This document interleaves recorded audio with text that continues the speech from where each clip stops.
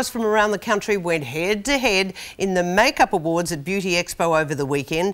The theme was Broadway, designs inspired by musicals like The Lion King and Priscilla. And to showcase some of the winning fantasy looks, creator of the competition and makeup artist Meryl Faulkner joins me. Good morning, Meryl. Good morning. We've got 4 wonderful examples from the competition. Yes. But a lot of the winners, after 10 years, the winners of these fantasy makeup, because it's very theatrical. It is, and yes. Big movie specials. What have they gone on to in terms of success? Well, lots of different things. Movies, television. I think you've got one of the girls I put in the competition working here, actually. Yes. Fantastic. About 5 or 6 years ago. So, yeah, it's a great way of profiling the makeup artist, and this work here today is just so incredible. And a lot of it is great for special effects. And yes, this special is their effects, yes, expertise. they're all trained in that. Yes. Now, first up, we want to have a look at some of these looks. We've got 4 of them this morning. The first one is Phantom of the Opera, and as you know, that wonderful musical, and the makeup artist here was Emily Hayward, and look, and our guest here this morning. So let's move over here. This is exceptional work. Tell me the rules of the competition, Meryl. Right. For the fantasy makeup competition, obviously they have to fit a criteria, and the criteria this year was Broadway inspired.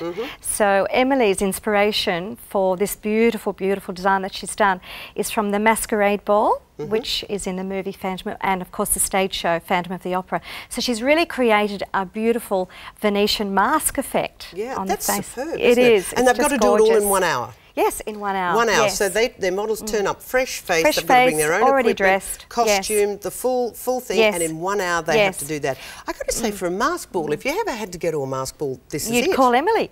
It's just beautiful. It is. Our next look this morning is from The Lion King, which was one of my favourite international shows, and the makeup artist we're going to have a look is Colin Wilson.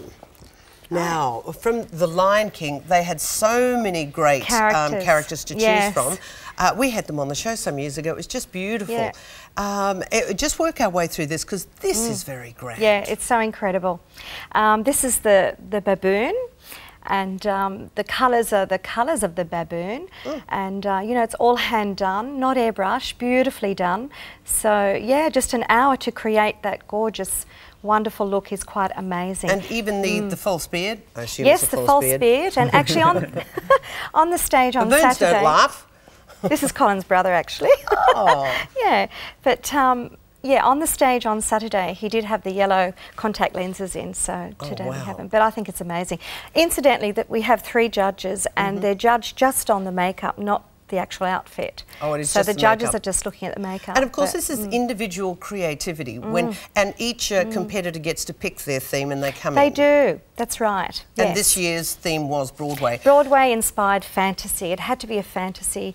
Yeah, makeup from Broadway. And the runner-up this year, and this was from The Little Mermaid, and the runner-up was Christine Ningen. Yes. This is beautiful. I love this. It's just so pretty.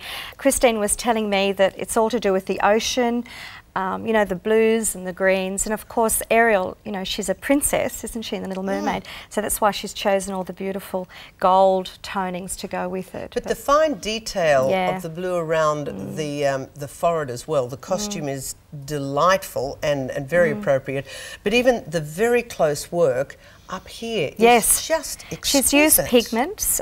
Being a makeup artist myself, there's some wonderful pigments that I know that you can use, and she's just shaded it out and taken it right around the back, and it just looks like she's just come out of the ocean, doesn't it, Kerrie Anne? When you talk about pigments, colour pigments. They're colour pigments. Most of them are made with a silk powder, and you can just use them with different brushes to get this sort of shaded out effect. Yes. Now this is obviously vastly different from anything we want to wear on the street, but I tell you, there's a lot of the shading and the colouring and the design that we could learn from our daily makeup. Absolutely right. Yes, there is. The colours are just wonderful. So it's all to do with good brushes, I guess, if we're talking about, you know, doing makeup. In terms of being a makeup artist, because you teach? Yes, I do. I have a school. What's the biggest mistake, you know, we amateurs make with our makeup? I think the biggest one is really to match your foundation correctly. Yes, that's the big thing, I think. And using good brushes? Good brushes, yes. How long does a brush last? Oh, it should last, a good sable brush should last, gosh, 12 years, 10 years. If you wash it look after it. Yes. Okay. Yeah. And if the hair starts falling out, I guess it's got to go. Got to go. Okay. Let's get to the winner this morning. Okay. This is inspired by the Adventures of Priscilla, Queen of the Desert, and we've got the photograph, and it's Kevin Soon-Si, I'm sorry, Kevin Soon-Si, and this is just magic. Yeah. Wow, just look at the detail in the flowers on the face. Yes, he was telling me that it's just a fantasy of flowers, and would Kevin have to sit there first up in his mind and draw something on a piece of paper? Yes, that's exactly right. I'd say all the designs were done first, and Kevin was telling me this morning that, you know, he's actually done the outline of the fantasy of flowers, and of course then used all sorts of different body paints to colour in. Yeah.